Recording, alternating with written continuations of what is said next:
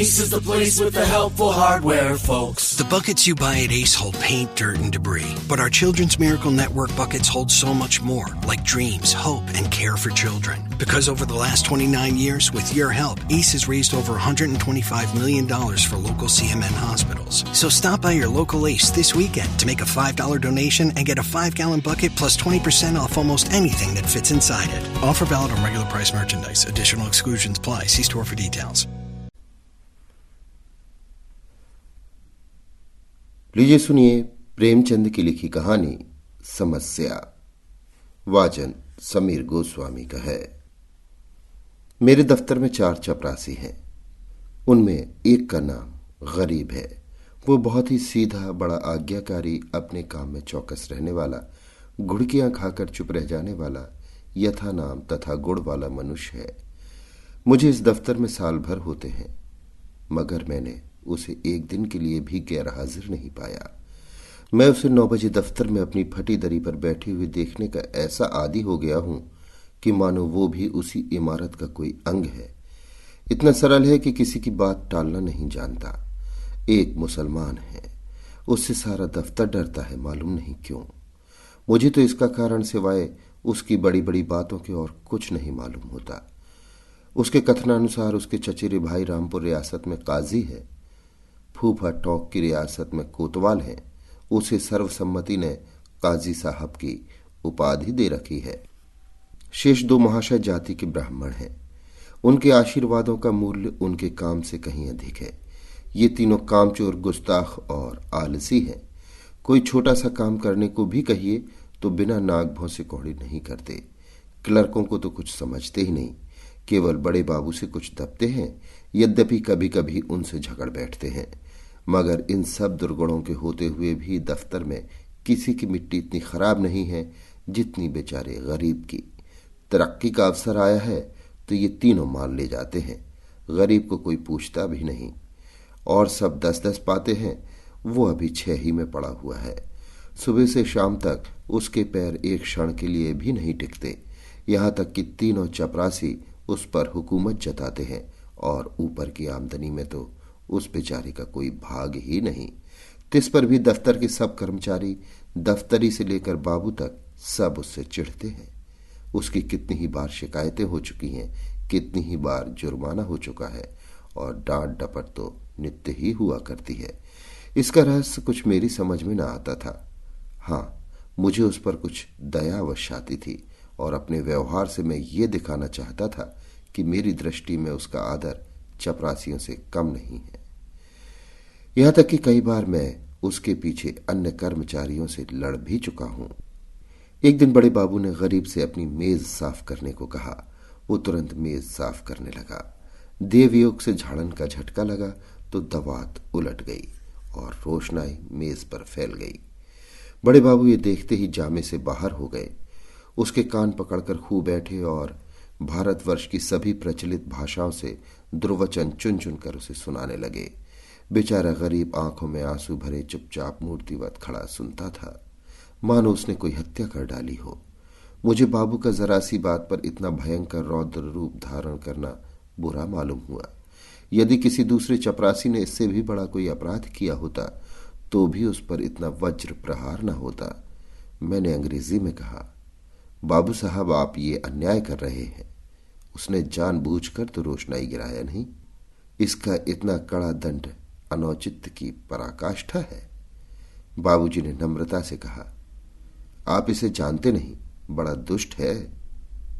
मैं तो उसकी कोई दुष्टता नहीं देखता। आप अभी उसे जानते नहीं। एक ही पाजी है। इसके घर 2 हलों की खेती होती है, हजारों का लेन देन करता है, कई भैंसें लगती हैं। इन्हीं बातों का इसे घमंड है। घर की ऐसी दशा होती तो आपके यहां चपरासीगिरी क्यों करता? विश्वास मानिए, बड़ा पोढ़ा आदमी है और बला का मक्खी चूस। यदि ऐसा ही हो तो भी कोई अपराध नहीं है। अजी, अभी आप इन बातों को नहीं जानते। कुछ दिन और रहिए तो आपको स्वयं मालूम हो जाएगा कि ये कितना कमीना आदमी है। एक दूसरे महाशय बोल पड़े, भाई साहब, इसके घर मनो दूध दही होता है, मनो मटर ज्वार चने होते हैं, लेकिन इसकी कभी इतनी हिम्मत न हुई कि कभी थोड़ा दफ्तर वालों को भी दे दो। यहां इन चीजों को तरस कर रह जाते हैं तो फिर क्यों ना जी जले। और ये सब कुछ इसी नौकरी के बदौलत हुआ है, नहीं तो पहले इसके घर में भुनी भांग ना थी। बड़े बाबू कुछ सकुचाकर बोले, ये कोई बात नहीं, उसकी चीज है, किसी को दे या न दे, लेकिन ये बिल्कुल पशु है।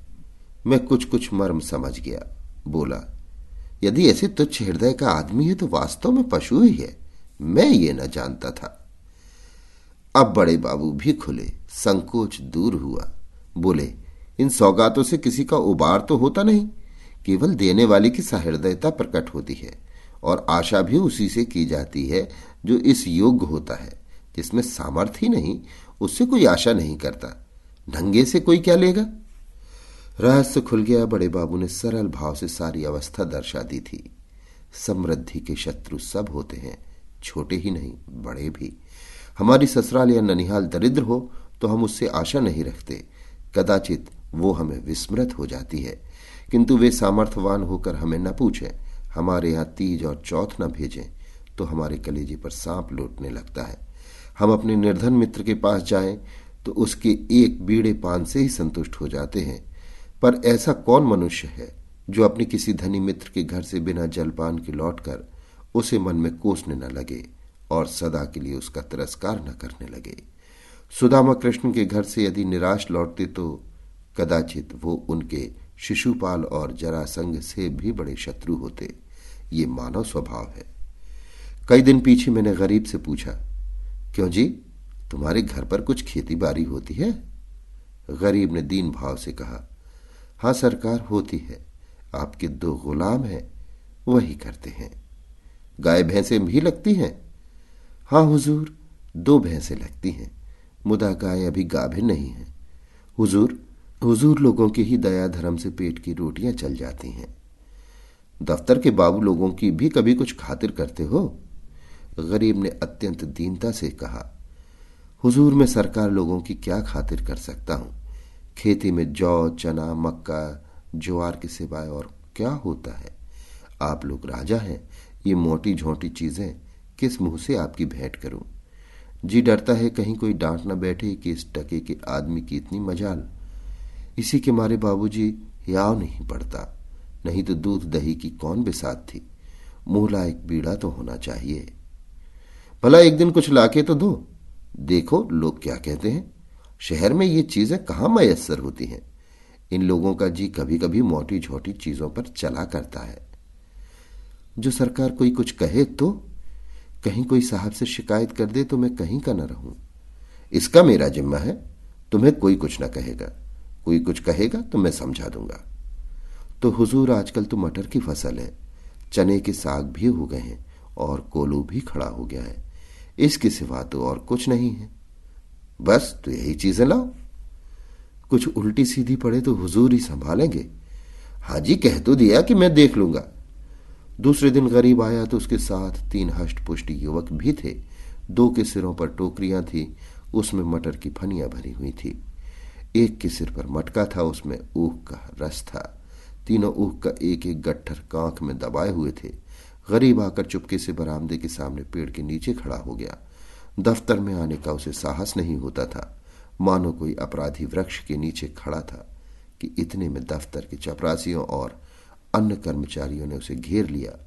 कोई ऊख लेकर चूसने लगा। कई आदमी टाकरे पर टूट पड़े, लूट मच गई। इतने में बड़े बाबू दफ्तर में आ पहुंचे। यह कौतुक अब देखा तो उच्च स्वर से बोले, ये क्या भीड़ लगा रखी है, अपना अपना काम देखो। मैंने जाकर उनके कान में कहा, गरीब अपने घर से ये सौगात लाया है, कुछ आप ले लीजिए, कुछ इन लोगों को बांट दीजिए। बड़े बाबू ने कृत्रिम क्रोध धारण करके कहा, क्यों गरीब, तुम ये चीजें यहां क्यों लाए? अभी ले जाओ, नहीं तो मैं साहब से रपट कर दूंगा। कोई हम लोगों को मलूका समझ लिया है। गरीब का रंग उड़ गया, थर थर कांपने लगा। मुंह से एक शब्द भी न निकला। मेरी और अपराधी नेत्रों से ताकने लगा। मैंने उसकी ओर से क्षमा प्रार्थना की। बहुत कहने सुनने पर बाबू साहब राजी हुए। सब चीजों में से आधी आधी अपने घर भिजवाई, आधी में अन्य लोगों के हिस्से लगाए गए। इस प्रकार ये अभिनय समाप्त हुआ। अब दफ्तर में गरीब का नाम होने लगा। उसे नित्य घुड़कियां न मिलती, दिन भर दौड़ना न पड़ता। कर्मचारियों के व्यंग और अपने सहयोगियों के कटु वाक्य न सुनने पड़ते। चपरासी लोग स्वयं उसका काम करते थे। उसके नाम में भी थोड़ा सा परिवर्तन हुआ। वो गरीब से गरीब दास बना। स्वभाव में कुछ तब्दीली पैदा हुई। दीनता की जगह आत्मगौरव का उद्भव हुआ। तत्परता की जगह आलस ने ले ली। वो अब भी कभी देर करके दफ्तर आता, कभी कभी बीमारी का बहाना करके घर बैठ रहता। उसके सभी अपराध अब क्षम्य थे। उसे अपनी प्रतिष्ठा का गुर हाथ लग गया था। वो अब 10वें 5वें दिन दूध दही लाकर बड़े बाबू की भेंट किया करता। देवता को संतुष्ट करना सीख गया।